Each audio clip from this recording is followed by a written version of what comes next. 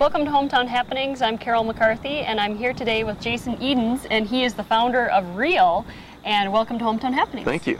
Now we're going to talk about what you see behind us. Jason and his nonprofit organization have just installed a solar electric unit here at the West River Townhomes. And Jason, I'm going to have you describe exactly what you are doing here, kind of how it came to pass. Sure. Well, it's a large solar electric system, and it's grid tied. So in other words, this solar energy system is providing electrical energy not only for the home, but also for the grid. So in other words, any excess energy that's produced by this system will go through the home and then out to the neighborhood. So if this system, if at some time the family is not using all the energy produced by this system, any excess will actually go out into the grid and serve the neighborhood. It's different from a solar heating system where the energy would be used right there on site. There's no storage with this system. A lot of folks perceive solar energy systems to have storage. Well, this system doesn't have storage other than the grid itself. So if there's some time when the family's using more energy than this system is supplying, that energy is still coming from the grid. Okay. All right. And now I understand this is the first of its kind in Detroit Lakes. Yes. Okay. Yep, we learned that as well earlier this week, so that's exciting. All We're right. happy to be a part of that. Now, explain a little bit about REAL. What does it stand for, and what do you do? Sure. REAL is a nonprofit, and it's based in central Minnesota, and it's the Rural Renewable Energy Alliance. And our mission as a nonprofit is to make solar energy accessible to people of all income levels. Solar energy is an excellent technology, but it certainly is a costly technology on the front end. And so as a result, basically, solar energy is only accessible right now to the upper echelons of society, the upper income families. And so what our nonprofit is trying to do is circumvent that and ensure that people of all income levels can have access to this technology. There's a huge societal goal right now of shifting our economy to be based more on renewables, which is an excellent, laudable goal, but the problem is that if only our affluent communities are actually able to finance that transition or make that transition, then it's not going to be an equitable transition. And so essentially we're trying to ensure that a renewable divide does not develop.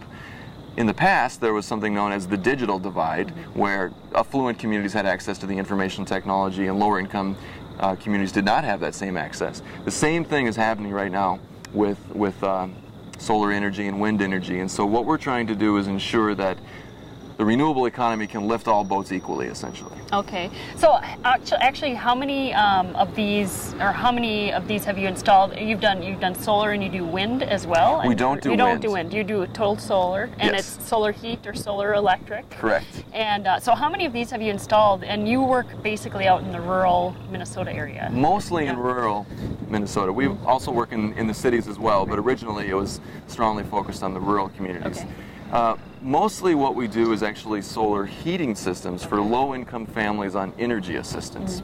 Energy assistance is an important social safety net, and it's a federal program that ensures that Minnesota families and families elsewhere in the nation can make it through a cold winter. And so the state will actually step in and help families pay for their winter heat. Again, a very important service, but it's something of a Band-Aid on a wound in need of a tourniquet. And so what we're trying to do is provide a more lasting solution to fuel poverty by providing families with the ability to provide with their own heat with a clean energy technology is the basic concept. There's lots of families in Minnesota that live in fuel poverty. And fuel poverty is essentially a situation where you have competing basic necessities, one of them being heat. And so you often have to choose between heat or, clothing, more adequate clothing or shelter or food or health insurance or that type of thing. So fuel poverty is a very serious issue, and it forces families to make very challenging choices. And so clean energy can actually play a very important role in addressing fuel poverty and actually improving the energy assistance program, because as fossil fuel becomes more expensive, the energy assistance program is going to have an increasingly difficult time helping families. Okay, and what you've installed on this townhome, actually we're sitting at the West River Townhome supportive housing units, and of course those are for lower income people, and that will eventually help everybody here. It's through the county built these, and Mojave runs them, so it's very fitting that this should happen here too. So I'm speaking with Jason Edens. He's from Real, and we're going to take a quick break and be back with more Hometown Happenings after this. Remember the simple pleasures of walking barefoot in your lawn? You too can have a thick, weed-free lawn with professional lawn care from Barefoot Lawns of Detroit Lakes. A thick, healthy lawn is the best defense against weeds, and Barefoot Lawn uses only lake-friendly fertilizer. Be sure to ask about their new natural organic fertilizer programs. So for Barefoot Perfect, professional lawn care, call Gary at Barefoot Lawns today. Now offering flower bed maintenance by Barb, so you can enjoy the beauty of your flowers without the work. Welcome back to Hometown Happenings. I'm Carol McCarthy, and I'm here with Jason Edens, who is the founder of REAL, Rural Renewable Energy Alliance. That's right. And it's based out of Pine River, Minnesota. And you have been installing, it's about a week-long process, the solar panel you see behind us, and we're going to talk a little bit about the actual installation that you've been doing. How do you start with a project like this? These obviously were already built, and then you were contacted to put in solar. So what happens? Well, the process starts with basically doing a solar site survey. So renewable energy is not universally applicable anywhere. It's really important to look at the context and make sure the site is appropriate for the renewable energy technology, and there's a substantial resource there to make it, actually make it viable. So we actually came out here and we looked at the site and we sat down with Becker County EDA and we discussed what their priorities were and what it was that they wanted to accomplish with renewable energy. And then we designed a system around those goals and around the site, basically. So that's the first step, is to do a solar site survey. You can't, essentially apply solar anywhere. Your neighbor may have a great solar resource and you might have a dismal solar resource based on shading and that type of thing. And there's just a handful of variables that influence whether or not a site is appropriate for solar energy. Okay, so obviously now it's at a certain angle. Correct. Obviously it's 45 degrees, and you can get it at different angles, of course, depending on where you're facing and that sort of thing, and what you want to do with it. Exactly. Yep. Some systems are adjustable, some systems are permanently fixed, some systems are flush mounted on the roof. There's really a wide variety of ways in which you can put the panels on a building, and so that makes it very versatile. It can work well here or there depending on what you got going on, basically. All right, and you've had a couple of Detroit Lakes High School, a couple of their finest students helping you, Chase and Alex, and they were carrying the panels up, and they're not real heavy panels. They're not. They look like they might be, but that's actually a number of panels put together. What, 24? 24. Okay. Yep. All right, and how do you actually? They're kind of in a frame. Right. Okay. Yep.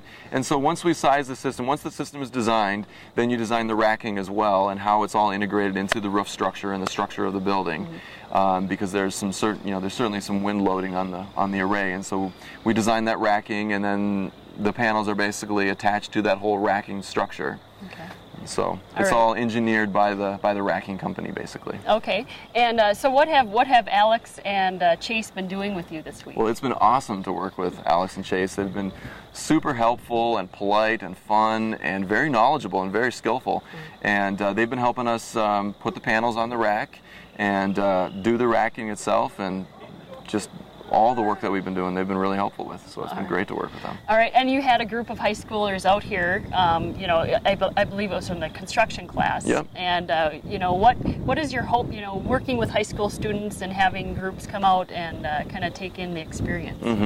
Well, our nonprofit actually has a youth training program because as society makes this transition towards a renewable economy, we're going to have a huge deficit of skilled labor in the renewable energy industry. That's one of the missing pieces right now. There's a gap in that area. So we're trying to do our part in terms of workforce development. And so we encourage kids to come and participate because today's kids are making tomorrow's energy choices.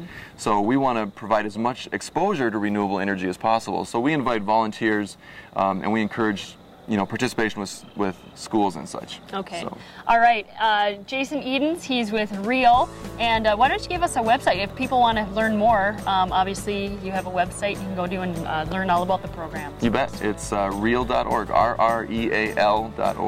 All right. Jason Edens with REAL, and I'm Carol McCarthy for Hometown Happenings here at the West River Townhomes.